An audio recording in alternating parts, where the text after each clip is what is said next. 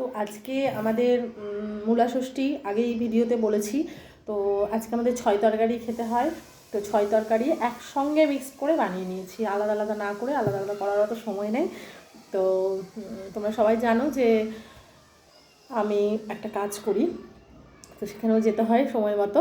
তো এই যে আমার প্রিয় ওল সিদ্ধ, ওল মান এগুলো আমার খুব পছন্দ।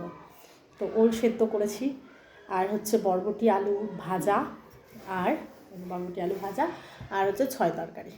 তো এটাই আজকে আমাদের মেনু। ও আজকে আর একটা কথা বলা হয়নি, আমরা আজকে পুজো করে আমাদের একটা হচ্ছে পুজো করে মানে সর্বপ্রথমে প্রসাদ খায়। তো আমাদের প্রসাদ হচ্ছে আজকে সরষার গাছের শিকড় মানে দাঁতে কেটে তারপরে জাকুশি খাও। জাকুশি বলতে ওই চরণামৃত খাও, চরণামৃতর আগে, চরণামৃতরও আগে মানে ওটা আমাদের দাঁতে কাটতে হয়, তারপরে কিছু জল টল নিতে হয়।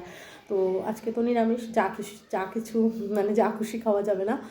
তো চলো সবাই ভালো থেকো আর সাবধানে থেকো, আর ভিডিওটা ভালো লাগলে আমার পাশে থেকো, আর একটা ছোট্ট লাইক দিও, আর কমেন্ট করলে আমার ভালোই লাগে।